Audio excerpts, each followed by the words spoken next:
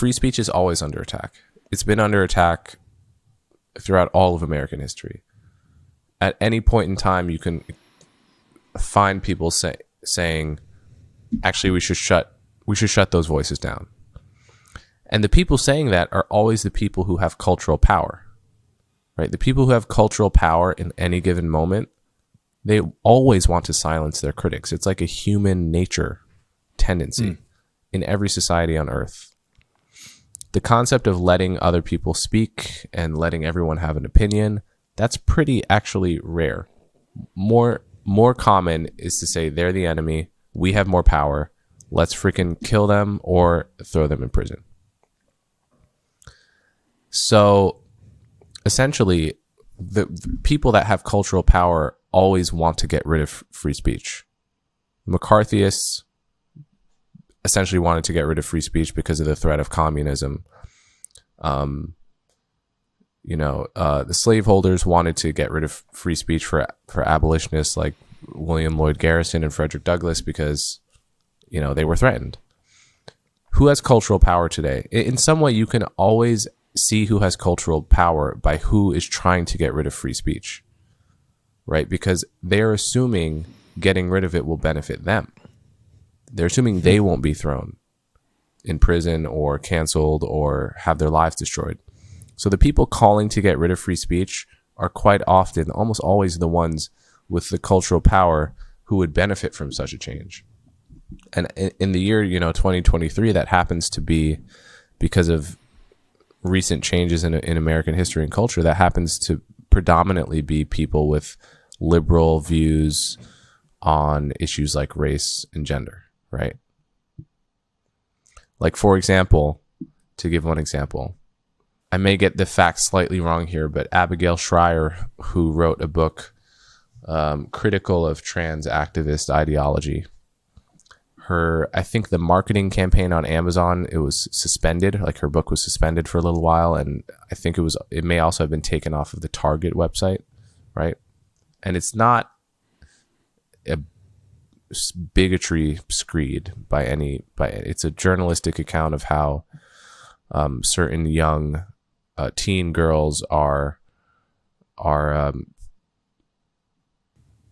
suffering from rapid onset gender dysphoria and quickly moving into medical transitions that they potentially later regret.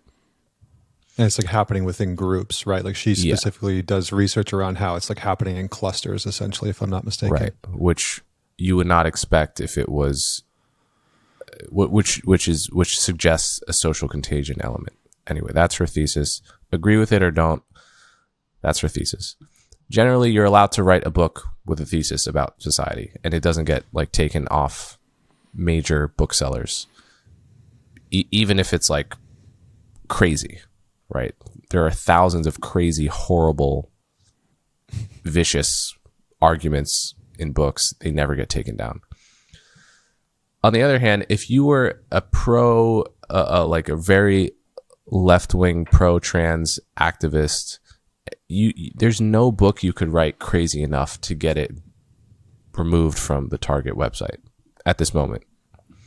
It wouldn't happen. So what does that say about cultural power at this moment?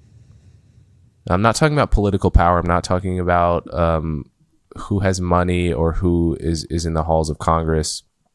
Those are different questions, important questions, but different one. I'm talking about who has sort of power at a lot of elite American institutions, corporate institutions. Right now, that power skews a bit to the left. And so it's no accident that you see mostly people on the left attacking free speech. That's a very interesting way to put it. And I appreciate that, because I think that pieces some things together for me that I've wondered about. It does seem like we've entered into this space where advocacy has been weaponized. I made a post the other day talking about, I'm on this mission I turned 40 in November. And so part of what I wanted to do was try and get into the best shape of my life by 40. And it just seemed like a good goal for me to set. And so I'd made a post about, body image and how 40% of men struggle with body image, and how that was something that growing up, at one point, I was like 245 pounds, and I didn't really like the way that my body looked. I was a little overweight, etc.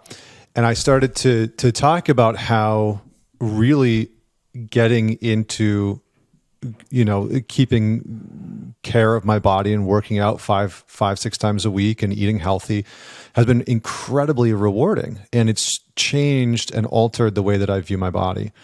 And maybe I shouldn't have been shocked, but I was a little surprised at how many people were messaging me being like, oh, this is, toxic body positivity, and this is so unhealthy. And all I was saying was I've enjoyed working out and eating healthy, and that was helping me. Was it mostly men or women? It was mostly women. And were they like women in your audience, or just like internet strangers?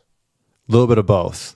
Yeah. A little bit of both. Yeah. And what I noticed is that it was like a little bit of like tagging. Like anytime that I have a controversial post, like about 1.5 years, 2 years ago, I put a post up that's like said, I'm not sorry for being a man, or something along those lines. Like, and that just garnered a tremendous amount of hate and ferocity, which was really interesting to see.